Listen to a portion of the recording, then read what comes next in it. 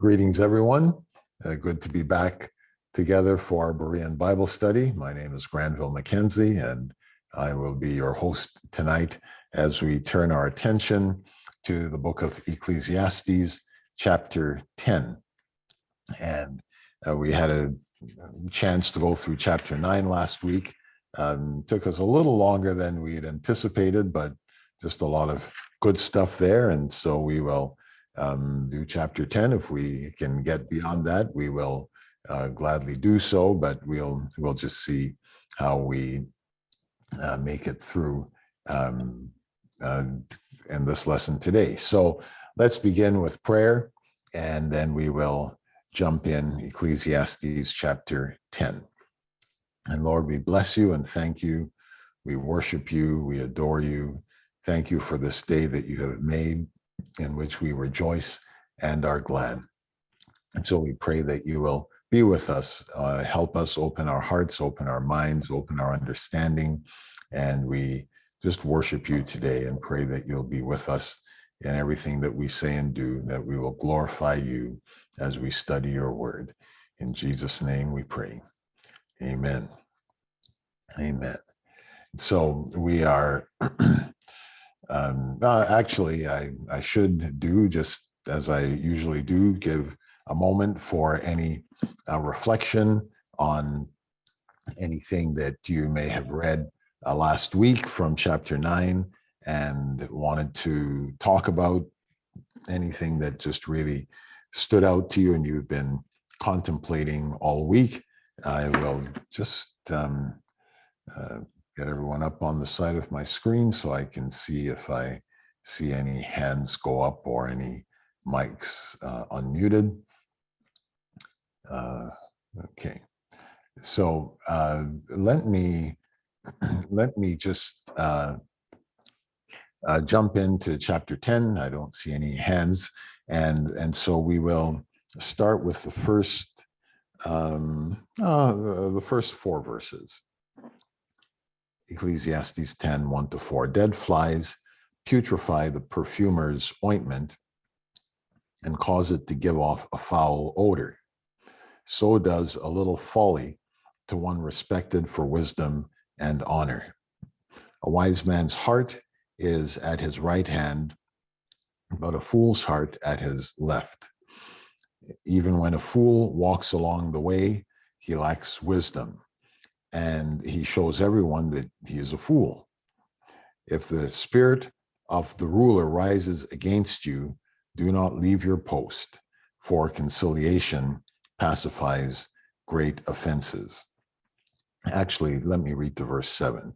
There is an evil I have seen under the sun, as an error proceeding from the ruler. Folly is set in great dignity, while the rich sit in a lowly place. I have seen servants on horses, while princes walk on the ground like servants. This should be, I think, fairly accessible for us. There are analogies being given here, and just some things that are almost written in the sense of Proverbs. But the first thing, dead flies putrefy the perfumer's ointment and cause it to give off a foul odor. I think we can all sort of understand that if you are making something, dead organic matter, like dead flies, would not be profitable for your potion. And so just as these dead flies make the perfumers, you don't want that in your perfume, as it would make your perfume stink. In the same way, he talks about a little folly to one respected for wisdom and honor. It's actually, there are people who may not be in positions of wisdom and honor, and they seem to have the ability. They can say and do whatever they want. But if God has placed you in a position of respect, a position of honor, then it means you just have to live up to that position, and foolishness just really isn't something that should be a part of your lifestyle. So it's kind of funny. Well, I remember I was in New Orleans with my daughter a few years ago, and I don't know what this particular festival might be, but there were these men downtown running around in red dresses. It was really something. Um, uh, I really have no idea what this festival was all about, but it was just one of the most ridiculous looking things I've ever seen. And for those of you who may know him, our former General Secretary for the United Pentecostal Church, Brother Jerry Jones, pastored in New Orleans for a number of years. So that thought just went through my mind. Now, what if someone like him was running around in a red dress? Okay, thanks, Joanne. It's called the Red Dress Run. I have no idea why people would think that that's a thing that they needed to do, but the Red Dress Run. Wow, it's ridiculous. It really is a ridiculous looking thing. We need to be conscious of what God has blessed us with as far as the honor he has blessed us to have, and not squander that with foolishness. That comes down to the jokes we tell and the things we do. We just need to be honorable, because when we don't, it actually stinks. A wise man's heart is at his right hand, but a fool's heart at his left. And again, he's using terminology that people of his time understood very well. The right hand was considered the hand of power. The left hand was weak.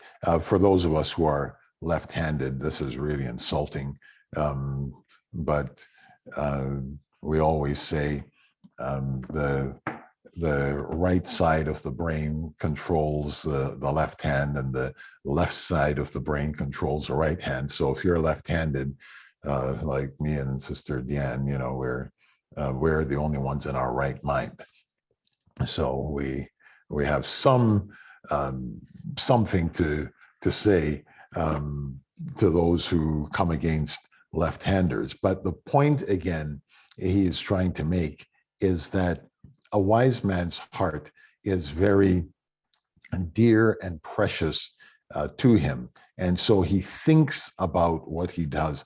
His heart, his thinking, the processes he goes through are very important. And so it is of utmost importance. But the fool doesn't care. His heart, his mind, what he is saying and doing, there is no thought. So it's again just a matter of saying we need to prioritize our thinking, prioritize what is going on in our hearts and minds, and not be foolish. Verse 3, even when a fool walks along the way, he lacks wisdom. It's kind of funny. One of in my study Bible, it was saying there are times when even a fool acts appropriately, yet he remains a fool. And I'm not sure how they quite came up with that interpretation. But as far as I can read this verse, even when a fool walks along the way, and maybe they're thinking he was going along the right way. The fact is, he lacks wisdom. A fool is a fool until and unless something happens to turn him to a new trajectory. A fool isn't thinking and conscious and keeping in his heart the fact that I need to be wise, I need to have discretion, I need to act as Solomon wrote in the book of Proverbs, all of these pithy statements to give us wisdom, understanding, discretion, to know how to live. A fool has none of that. And so as he walks along the way at the end of verse 3, he shows everyone that he's a fool. Everything he says and does is just witness to the fact that he is a fool. Verse 4 now, actually to 7, takes us into a little different thought process. If the spirit of the ruler rises against you, do not leave your post, for conciliation pacifies great offenses. And I really like this particular verse because it speaks to us of diplomacy.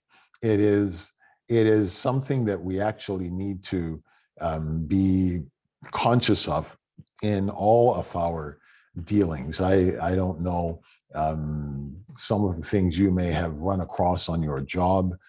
Most of us aren't dealing with kings and prime ministers and presidents, but we have bosses and company owners, whatever the case may be. If the spirit of the ruler rises against you, he says, don't leave your post.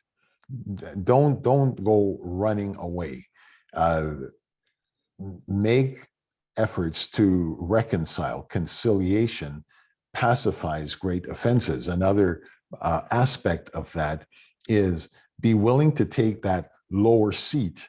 And at times, and I've certainly, I have certainly gone through this personally, where there are times you just sort of keep your mouth shut and not get into any big argument and discussion with those who quote unquote have the rule over you.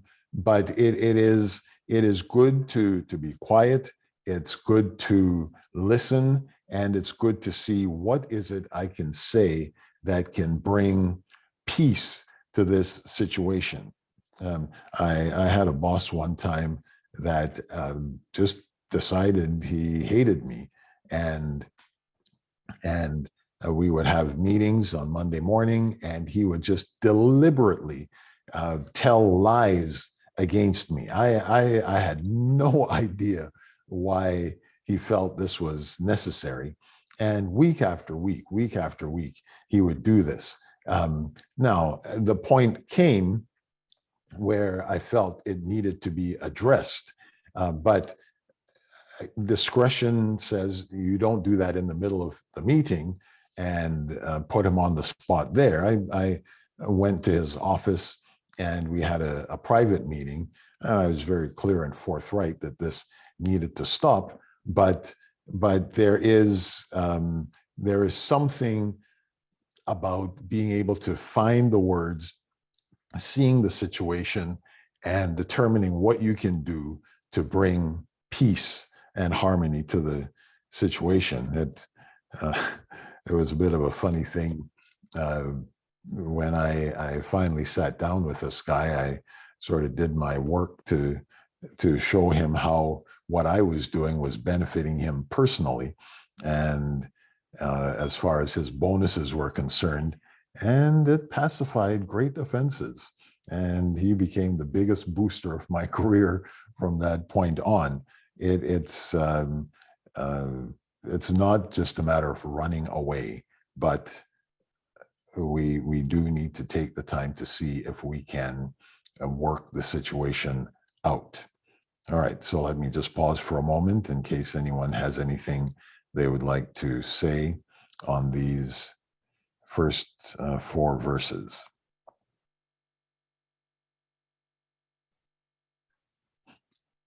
Okay, something may go ahead, Brother James. Yeah, so the first verse, I apologize if you covered this. I was having trouble with my computer, and I got dropped off the meeting. But when it says the version I'm reading says, "Dead flies make a perfumer's oil ferment and stink. So a little folly outweighs wisdom and honor." And what came to me as I read that was, you could have a stellar reputation and you do one little thing that is taken as foolish, and it just completely wipes out your whole reputation. Mm-hmm. Mm-hmm. That's an unfortunate truth. And people tend to remember the bad more than the good, it seems. And but it is something that is a tremendous responsibility. If God puts us in position, Moses comes to mind for all he did and all he had gone through for all of those years. He acted very foolishly when God told him to speak to the rock, and he struck the rock. And because of that, he couldn't go into the promised land. And you might say, well, it was one mistake. Now, that wasn't Moses's only mistake, don't get me wrong, but in this time of leading the Israelites out of Egypt, he seemed to be acting fairly well, doing fairly well. And then he came to this point so close to the end, and he just flew off the handle and disobeyed God and took matters into his own hand. It's not quite talking about a situation of folly, although it is folly to disobey God, that is for sure. But you see how that one act just caused him not to enter the promised land. So it really seems that God puts a great deal of responsibility on individuals who he has given positions of honor to do well, and not to not to mess with God. Now, God isn't capricious when we come right down to it. I mean, it's not at all a matter of one strike and you are out. In fact, I was I was thinking this morning. I don't know if I'll be able to find this verse really quickly. It's in the Psalms, just toward the latter end. Psalm 147 and verse 10. He does not delight in the strength of the horse. He takes no pleasure in the legs of a man. The Lord takes pleasure in those who fear him, in those who hope in his mercy. So there are those we might not do well all the time, but if we come to the Lord with humility, come to the throne of grace where we can obtain mercy and find grace to help, we know there is forgiveness with God. So with Moses, it seems that there was something else happening in his heart that God saw and said, man, this guy is really going off into folly and disobedience and thinking like a fool that he's the boss, he's in charge. God said, no. So as much as we may think at times, wow, that was a real hard and harsh judgment on Moses, I think our understanding of God and even seeing how he has dealt with us in our lives would indicate to me anyway that there was something going on in Moses's life, some real strain of folly, which involved disobedience, involved taking things in his own hands, acting like God. And God said, no. So, yeah, it is something not to be trifled with. If God elevates you in some way, treat it with respect.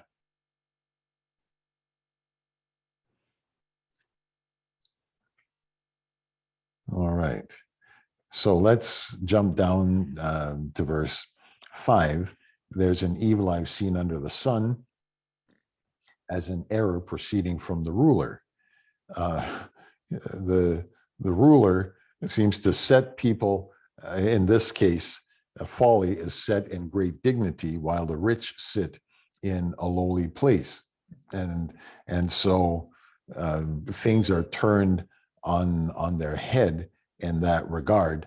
Servants are on horses and princes are walking on the ground like servants. And of course, thinking again back into the time of Ecclesiastes, or back 1,000 years or so BC, this just didn't happen. There was such a rigid hierarchy, such a rigid social structure. You would not see fools in places of rulership, that you should not ever see. You wouldn't see princes walking and servants riding horses. Again, that should never be. And so he's just using these examples. I think of First Kings, chapter 12. And at the end of Solomon's life, his son Rehoboam became king. And so the people came to Rehoboam and said, look, your dad had taxed us like crazy. We need relief. And so 1 Kings 12:5, he said, go away for 3 days and come back and I'll give you an answer. So in verse 6, he consulted the elders, said, what do you advise me to do? And then in verse 8, he rejected the advice of the elders and consulted the young men who had grown up with him, who stood before him. And he said, what advice do you give? And the young men in verse 10 said, look, tell them your father made our yoke heavy, but you make it lighter on us. Thus you shall say to them, my little finger shall be thicker than my father's waist. And now, whereas my father put a heavy yoke on you, I will add to your yoke. My father chastened you with whips, but I will chastise you with scourges. So you see, even as it speaks in a little later down in verse 16, it starts again on this thing about when your king, woe to you, O land, when your king is a child and your princes feast in the morning. Blessed are you, O land, when your king is a son of nobles and the princes feast at the proper time for strength and not for drunkenness. So you see, there's a place for honor and dignity, wisdom, understanding, and it is an evil thing that verse 5 tells us that the wise man has seen under the sun. It's evil that a ruler puts the wrong people in place, that the societal norms are upside down. And it's not to say society is right in all cases, but what he's talking about here is people who should be in positions of dignity being demoted and being treated very poorly, while those who are fools are elevated to positions of high power. And so just as we think of that, verse 16 and 17 relate to that. So Please just read those. We won't go through that in detail when we come to them. We don't want people ruling us who are ill-disciplined and lazy and self-indulgent. We need wise people to rule over us. And so that's verse 5 to verse 7, and adding to them 16 and 17. Now, verse 8 says, he who digs a pit will fall into it, and whoever breaks through a wall will be bitten by a serpent. He who quarries stones may be hurt by them, and he who splits wood may be endangered by it. Now, there's work that has to be done, and there are risks involved in the work that someone does. You can dig a pit for whatever reason. I would say a good reason. Well, you can fall into it. Someone breaks through a wall. Again, you may be, as they often did, a son is getting married, so he's building an extension onto his father's house for himself and his new family, as the case may be. He's breaking through a wall to make a door or an extension. Well, there's a snake on the other side. There are risks involved. You might be quarrying stones and something flies up and hits you in the face. You're splitting wood and a sliver goes through your hand, whatever the case may be. There are things we need to do. There are things we work at, and we understand there are risks involved. And so we need to use the best of our wisdom to overcome these possible outcomes and be as safe as we can. As verse 10 tells us, if the axe is dull and one does not sharpen the edge, then he must use more strength. But wisdom brings success. So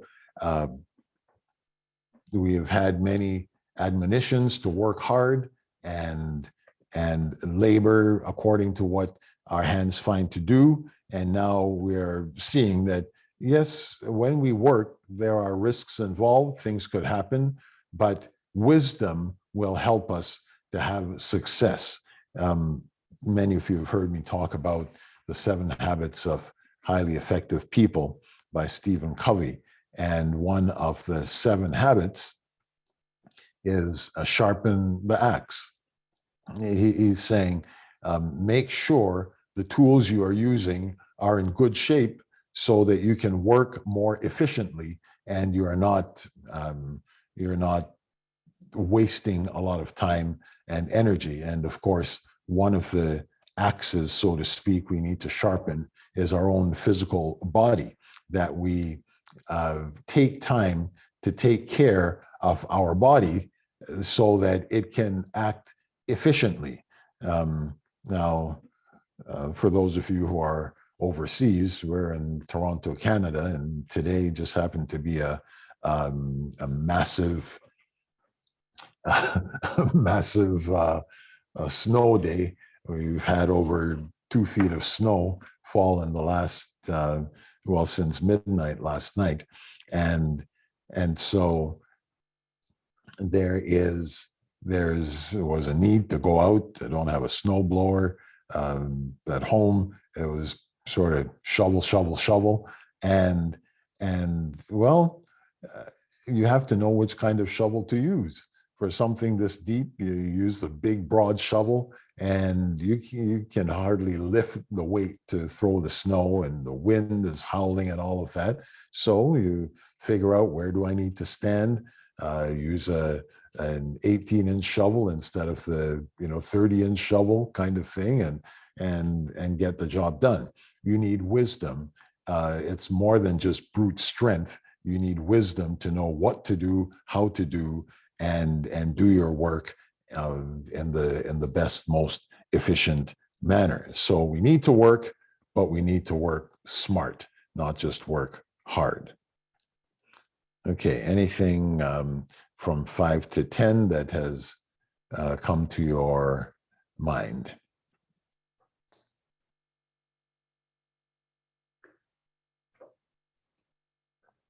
Sister Elise, I think, was telling us she's had bad audio, but okay, and she's coming right back. Okay, let's try that. So anything on your mind from 5 to 10? I don't see any hands raised right now. So Brother Adrian, please. Yes, Pastor, since there's no commentary coming forward, I thought I'd just make a comment. It's just a comment on an article I read, and I apologize, but I don't remember the exact location of the author.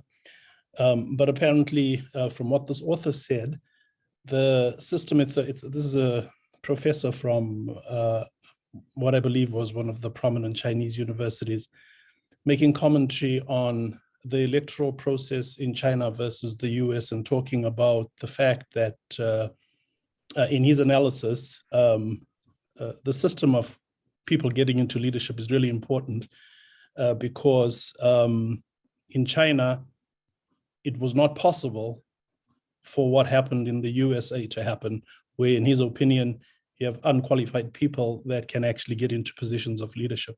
Mm-hmm. So I was thinking about, that verse 6, fools are put in many high positions while the rich occupy the low ones. Mm-hmm. And I was thinking, the one thing is, the king, as you said, can put the wrong person in a position, but there are other systems where the people actually choose a fool to lead them. And we see some precedent of that in some parts of the Bible as well. So just for a little bit of variety, I thought I'd just mention that. Yeah, no, that's, we had that back in 1 Kings 12, and we have certainly seen that in modern times. In fact, in many countries in our democratic system, as long as you are popular, and you could be a singer, you could be an actor, whatever the case may be, and you have a name, and so all of a sudden you say, yes, pick me, and they pick you, and well, God help such countries. But yes, that is an unfortunate reality. All right, so verse 11 to 15. A serpent may bite when it is not charmed. The babbler is no different. The words of a wise man's mouth are gracious, but the lips of a fool shall swallow him up. And the words of his mouth begin with foolishness, and the end of his talk is raving madness. A fool also multiplies words. No man knows what is to be. Who can tell him what will be after him? The labor of fools wearies them, for they do not even know how to go to the city. So this chapter really has a lot to say about fools. And again, this is not a matter of us taking this word to use it in a very pejorative way. It's simply showing the stark contrast between someone who is wise and someone who is tremendously unwise. There is a big difference. So I have never tried this.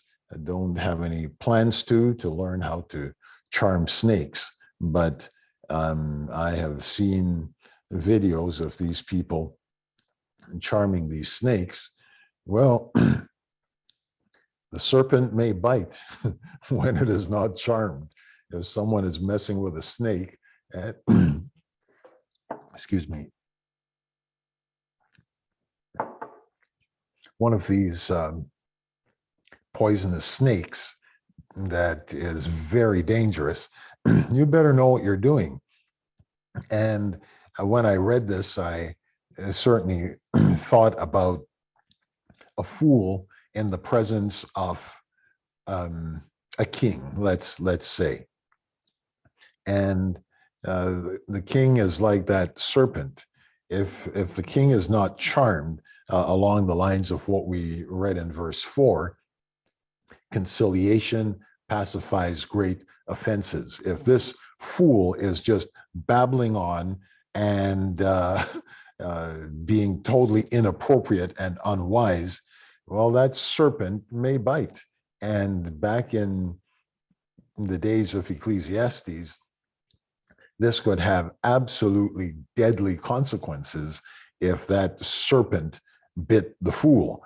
No, he's saying, if the spirit of the ruler rises against you, don't leave your post, but figure out how to reconcile. The serpent may bite when it's not charmed. Verse 12, the words of a wise man's mouth are gracious, the lips of a fool shall swallow him up. So again, this whole thing of talking as a fool, that is not the way to go. The words of a fool's mouth in 13 begin with foolishness, and the end of his talk is raving madness. A fool multiplies words. So there is a time, now this I believe is back in Proverbs, where it says a fool, if he doesn't open his mouth, is considered wise. Sometimes it's just a matter of shutting up, and we may not be the wisest person, but at least we're wise enough not to speak out of turn, and hear the fool just talk. And so I kind of like the way it puts it in verse 11. The serpent may bite when it's not charmed. We do need to be careful with our words. This is talking in large part about dealing with people in power and how we need to conduct ourselves.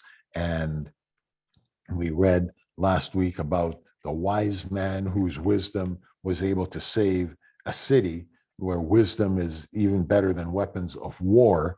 And now we go from that into a fool who is just a chatterbox and putting himself in grave danger with the king or whoever it is that is in charge.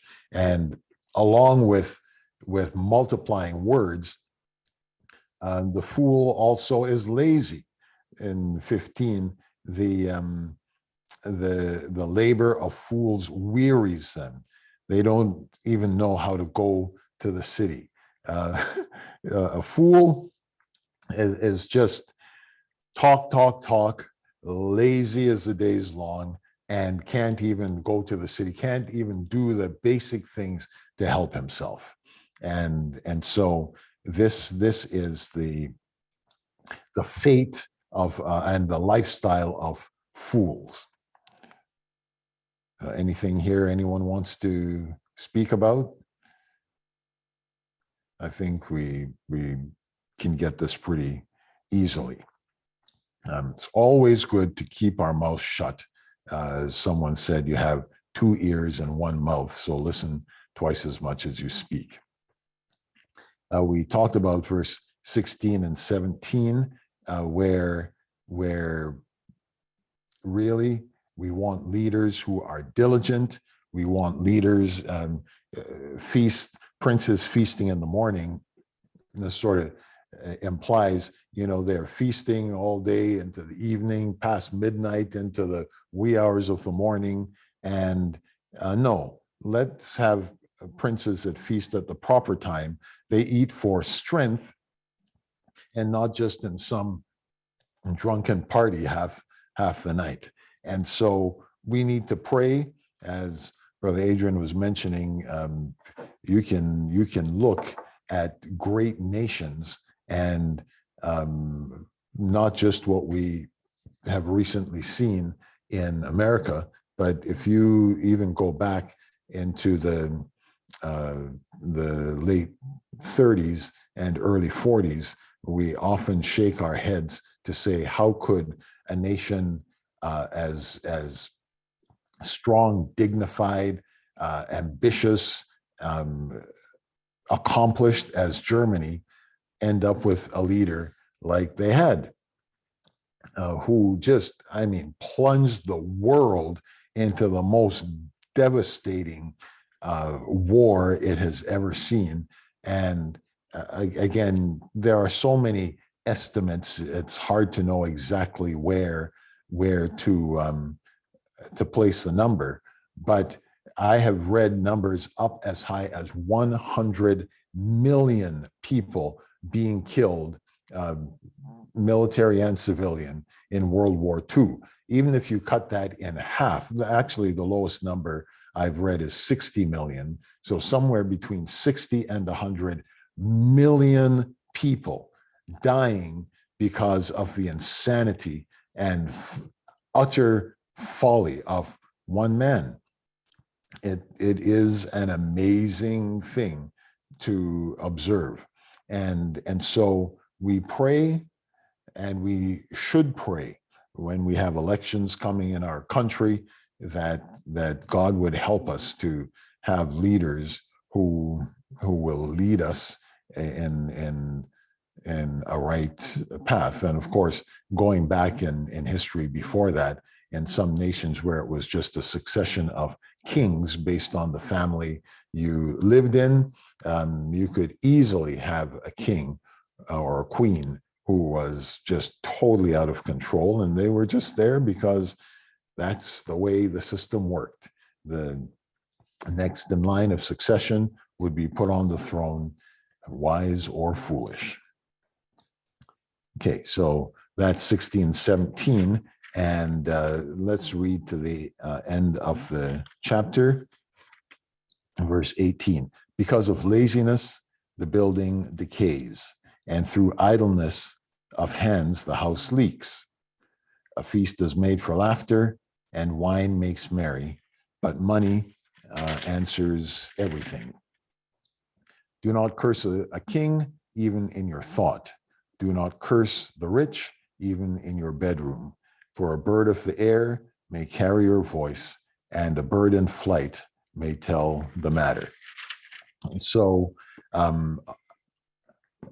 18 and verse 18. Now, practical, very, very practical instruction. What God gives you, take care of it. Through laziness, houses decay. People don't take care of their roof. They don't sweep. They don't make sure that all the joints are filled. And of course, many of these homes, whether it be mud brick kind of things, thatch roof, whatever the case may be, there are places that use these thatched roof homes in the fall, when the crops have come in and they have these leaves, the thatch, they make their roof. It's put in place, takes them through the rainy season. If you don't do it right, if you don't maintain it, you're going to have water all over you. Our modern homes are no different. We need to take care of them. Our cars are no different. We need to change the oil. We need to make sure the levels and fluids are up in place. We need to make sure there's the right tire pressure in our tires, so we get the maximum wear, the best utility out of the things we have. Laziness is not a good trait to have. Laziness causes buildings to decay, and then there is exceeding expense to try to fix it at that point. The house leaks and all of this. So don't be lazy. Take care of what you have. Verse 10, a feast is made for laughter, and wine makes merry, but money answers everything. Yes, we need money, and it's good when we have enough, and when we have the wisdom to know how to use it to the best advantage. I just yesterday I was watching a little documentary about women in Rwanda coming out of the genocide, and it was really heartbreaking. One woman, of course, you had two sides of this conflict, and mostly in 100 days, over 1 million people were killed. And that's just like 10,000 people a day, this tribal warfare. And of course, most of those were men. And so the women are left now to try to rebuild the economy. And a bunch of them got together, and the whole thought was, if we can put aside $1.30 a week, they just wanted to save this money to be able to use it as collateral for a bank loan, to be able to buy some things to do their farming business. And I thought, you know what? Money does answer everything. They had none, and they were just trying to eke out, a little bit of this to save, to try to get to a place where they would have more money that they could support themselves and their families. It was really something when I thought of the society we live in, and the kind of money that we can throw away so easily on things that are totally immaterial.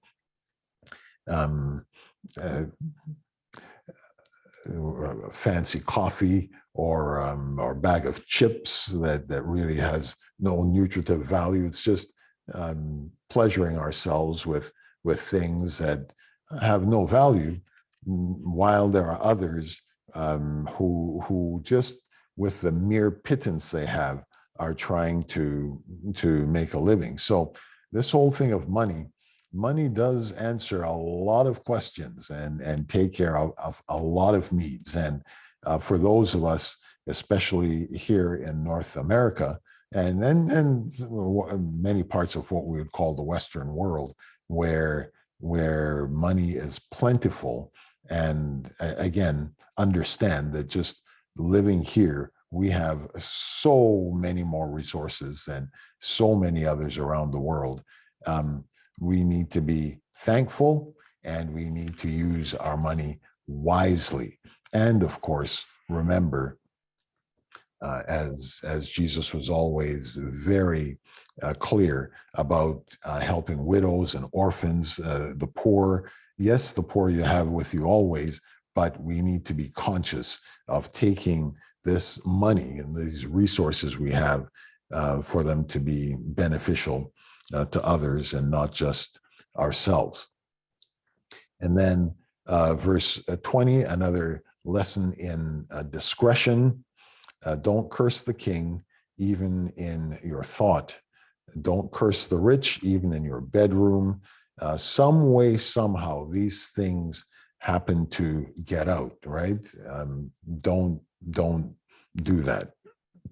Instead, certainly as we see in the life of David, for example, David respected and honored the king, even when the king, in a total rage of jealousy, had taken the army of the country to try to find this one man, David, and kill him. And David had opportunities that he could take care of business and literally kill the king. Said, nope, he didn't curse the king. He didn't kill the king. And it was really something to see the kind of honor that he gave to the king, even though he was being absolutely and totally ridiculously, jealously unjust. But when I read this, I think also of the fact that sometimes we have best friends, and you say, well, I can say this to him, I can say this to her, they're my best friend. Well, there is a thought here from Ecclesiastes. Don't curse the king, don't curse the rich, and don't be telling this to people. They're like the birds of the air that can carry information to places we don't want them to go. In our day, Um, uh, yeah, walls have ears. And in fact, there are times that people have been caught in tremendously embarrassing situations. Why? Because their cell phone just happened to dial a number and they are talking and every word is being heard. So again, discretion, discretion. Don't be cursing the king. Don't be talking out of turn. Don't be saying things. It doesn't matter who it is. Now, I mean, when I say that, you may be married, you have a spouse, you are having private conversations. When we read the scripture, we understand that they take it to certain extremes to try to make a point. It's not to say you cannot have a friend and you can't speak to your friend. It's just for us to understand that there are a lot of things that we can say, and things may end up in places we didn't intend for them to end up. So it's better just not to say certain things. Don't curse the king, don't curse the rich. There are birds that are flying with information. So that's the end of chapter 10. Any thoughts that you have on these last few verses? Go ahead, Sister Deanne. So chapter 18, through indolence, the rafters sag, through slackness, the house leaks, reminds me of, there's a proverb in so Proverbs, I think Proverbs 6, verse 10 and 11. And for some reason, after reading that for the very first time, it has stuck with me. And so as soon as you were talking about the whole laziness piece, that those two verses come to mind. And it says, yet a little sleep, a little slumber, a little folding of the hands to sleep, and so shall thy poverty come as one that traveleth, and thy want as an armed man. And so again, it's just the two very similar ideas, right? That you know, there's a time for sleeping, but there's also a time for working. So get up and do what you need to do. Yep. No, it really is. Again, as we're reading through this, as we have seen, there are some things that we sort of take with a grain of salt as coming from a very cynical person. And there are other things, even in the middle of that, they say, no, the man is speaking truth. There are things we need to take heed to. Don't be lazy. Don't be a babbler. Don't talk. Patch up differences.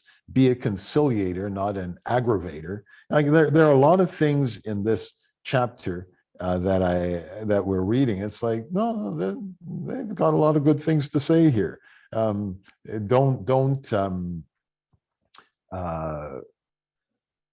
right from the start, don't let folly destroy your reputation and your honor. I mean, hey, there are a lot of things in this particular chapter that I think are very good for us to take note of, and a lot of wise words by which we should live.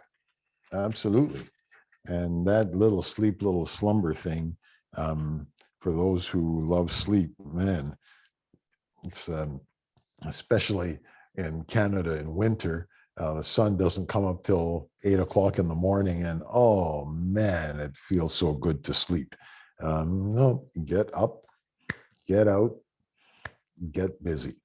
So those are very good words to remember.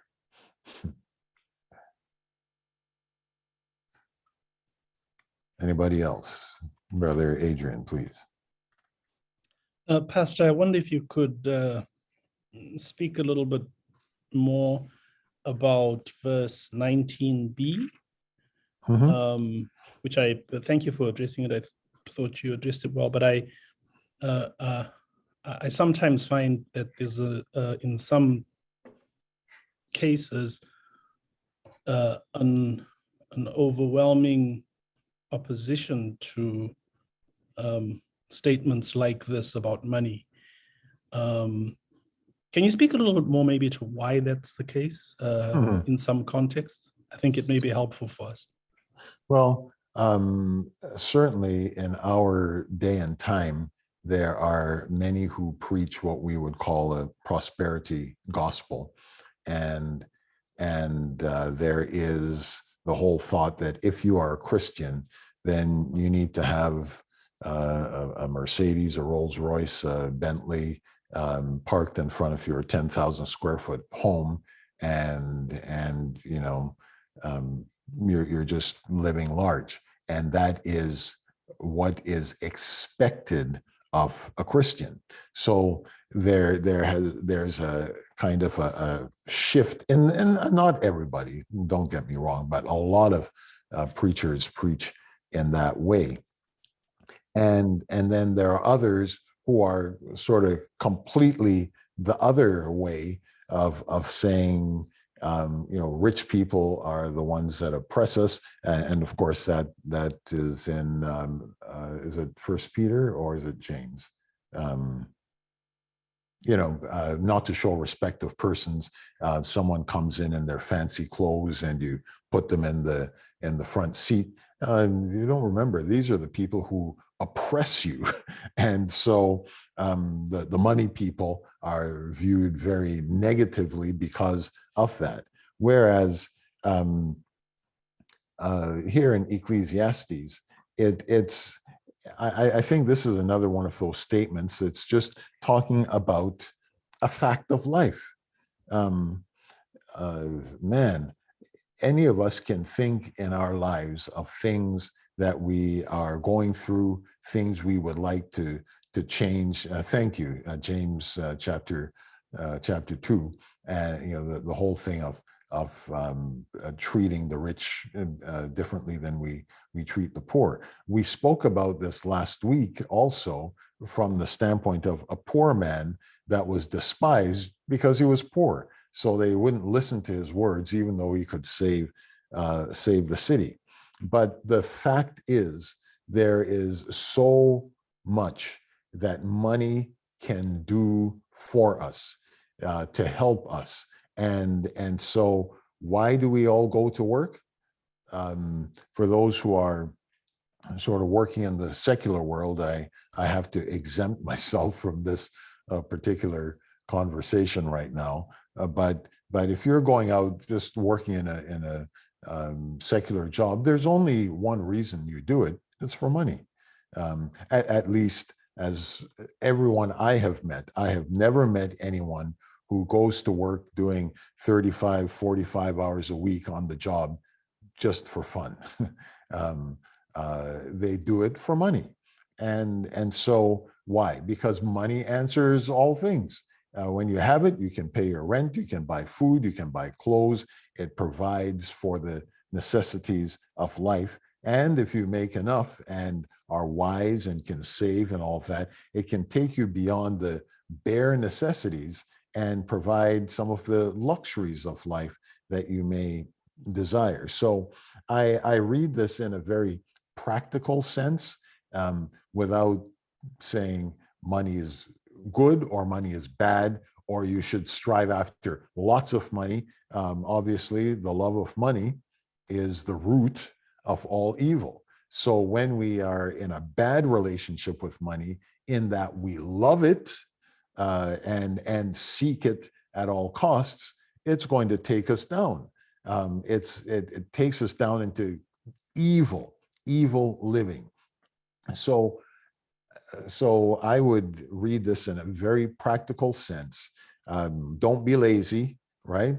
Don't be slothful. Get up, go to work, fix your house. Don't be idle.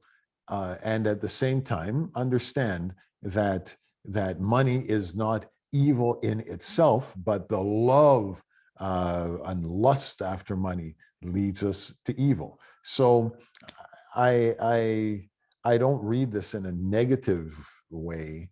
And maybe, Brother Adrian, there's some other things you may want to add to that, but it is just a statement that we need to understand.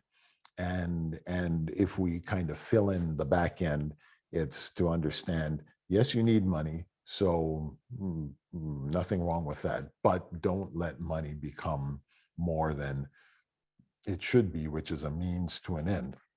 Now, last thing I would say on this is that God has no problem with his people being rich.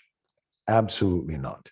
And so you go all the way back into Genesis, and you see a man like Abraham, and Abraham was filthy rich. He had money, passed on to Isaac, passed on to Jacob. We had the tribes that came along, and there again you would see how God gave them land, and God said, look, walk this place, Abraham, because everywhere your foot touches is yours. So how much do you want? How much do you want? And Abraham just went everywhere, and everywhere he went, God gave that to him. So you look at David, or even one like Solomon, and Solomon, if you look at his life, he had money, and he did incredible things with money. In his case, I won't say money in this case, but idolatry through his wives got the better of him. But he built the house of God, the temple, and it was amazing. He used money to do some very, very good things. So God has no problems with rich people, even up into the time of Jesus. And of course, I wasn't prepared for this particular question, or I could have had the verse handy for you. It's in the book of Luke, I believe, where it talks about these wealthy women who helped to finance the ministry of Jesus, right? And so he had no roof over his head, but he had these women who had means, and they took care of him and his disciples. So just to make the point, God has no problem with money and with rich Christians. In fact, if you think about heaven and what we, thank you, Brother Adrian, Luke 8, verse 2 and 3. I always bring this stuff up because someone is going to help me, which I greatly appreciate, and bring these scriptures forward. So in Luke 8, if you read verse 1 to 3, it talks about a certain woman who had been healed of evil spirits and infirmities, Mary called Magdalene, out of whom he had come 7 demons, Joanna, the wife of Chuza, Herod's steward, and Susanna, and many others who provided for him from their substance. So there are lots of rich women around who were helping to forward the ministry of Jesus. So if you have money, use it for good, use it for ministry, use it to do something good in the kingdom of God. But don't fall in love with it because it can kill you. Anything you want to add to that, Brother Adrian? No, Pastor, thank you. That's a good balance. Any other thoughts that anyone has on chapter 10? Go ahead, Brother James.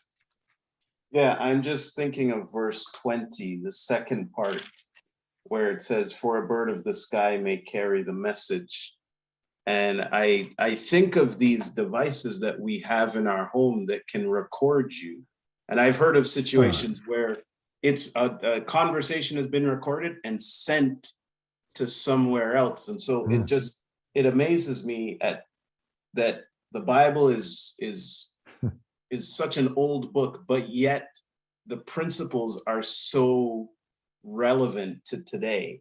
Like we don't even think, yes, it's not technically a bird, but that message that you had in that conversation you had in private is being transferred somewhere else for somebody else to hear that you never intended. Yep. And it's all the technology that we're developing that is good on one sense, but it's also fulfilling scripture in another sense. No, I had no idea until just recently, actually, a few months ago, when I realized, man, we're talking about something in our living room, and a lot of times, I'm sad to say, my computer will be open and I'm kind of talking to my wife and doing email or whatever.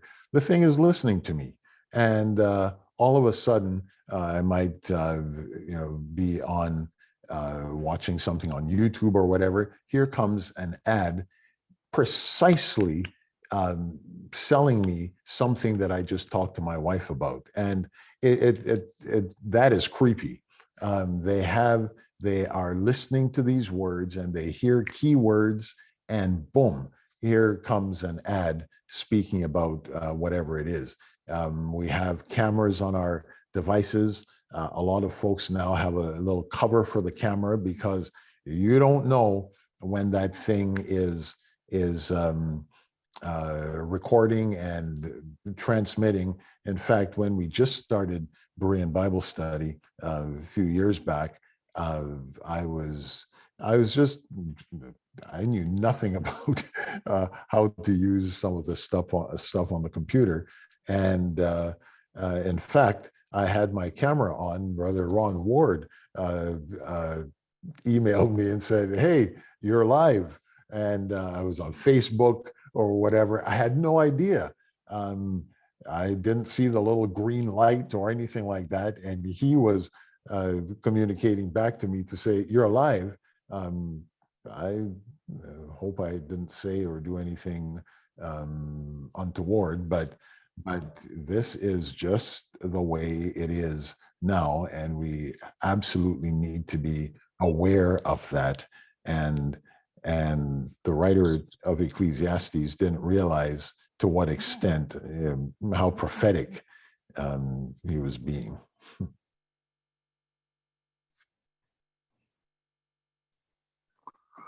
Brother Adrian, go ahead, please. Just adding to the thought there, Pastor, and your reference to King David and how he handled King Saul.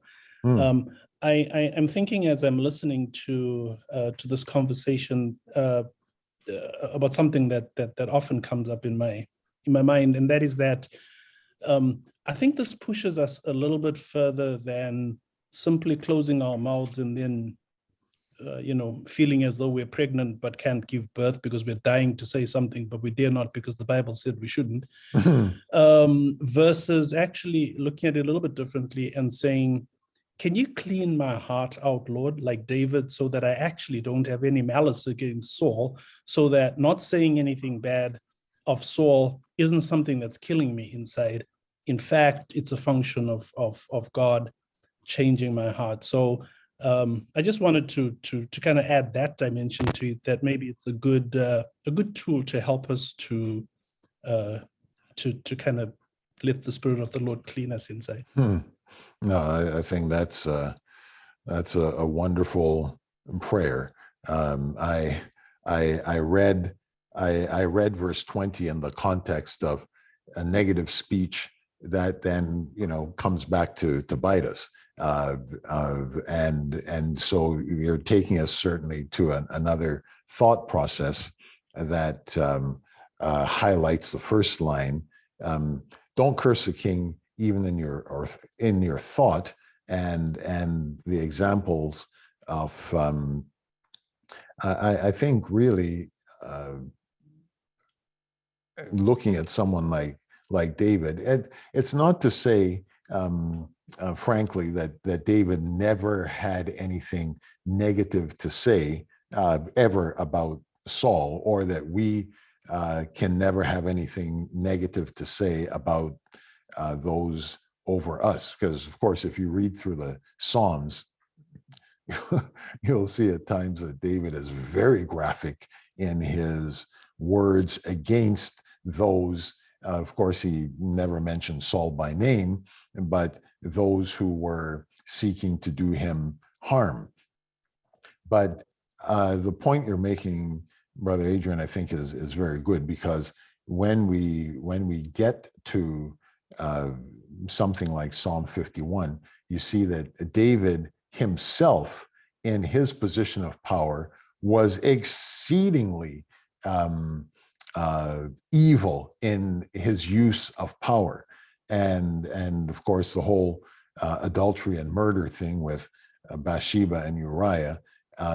He was exceedingly wrong in using his power, and then even as we think of that, we think of the flip side, that he was totally repentant when it was brought to his attention by Nathan. And I think the point you're making is helping us to say, Lord, okay, you know what, I have these thoughts, and it's not okay, it's talking about kings, but you think about parents, you think about spouses, you think about bosses.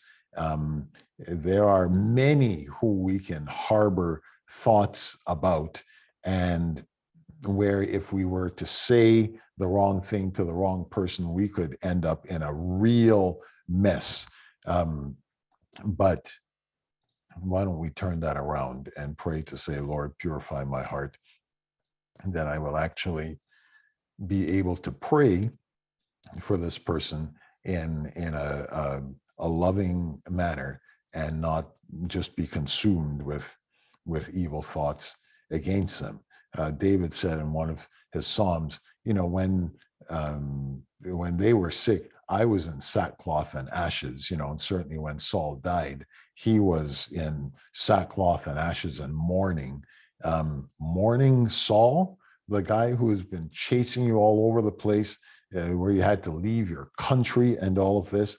And yet still, David, with all of his own issues, still had this thing of being able to look at Saul, understand his position, treat him with the dignity and respect as the Lord's anointed, and not, you know, fall into a situation where which presented itself to him on various occasions, where he could literally have killed Saul because of the evil Saul was doing. But instead, he didn't curse him. He didn't come against him. That's really something.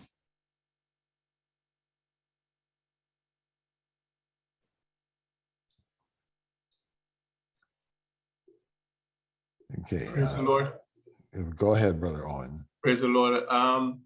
Reading the B part of verse 20, I realized where that comment come from. A little birdie told me. Mm-hmm. Yes, sir. Those little birdies do fly. And so again, at the same time, it is important for us. I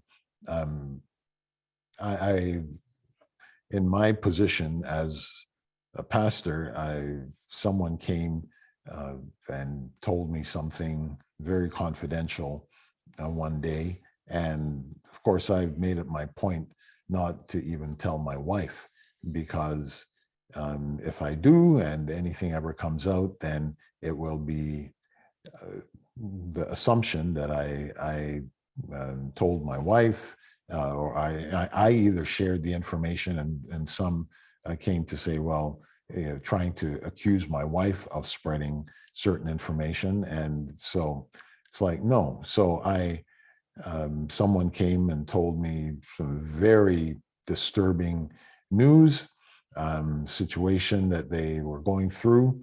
And probably 3 weeks, a month later, they came back to me very upset because I had divulged their information to someone else. And I was happy to be able to say, you know what? I have not opened my mouth to one single person in this world about your situation. Who did you speak to? And they said, well, I told my best friend. That's all. I said, thank you. That's all I needed to know. So you may be in a position of trust, again, of honor and respect. There are times you just need to understand. You keep your mouth shut because, yes, there are little birds. This dear person told their best friend, and maybe told more than just their best friend. The things came all the way back around, and they're thinking, well, who did I tell? Oh, I told the pastor. And so I was the first one on their list to accuse, but I hadn't said a word. So it's important to just understand the discretion that is necessary in our lives. And also, of course, if people trust in you, be trustworthy. It's really good to be trustworthy and not to become the little bird.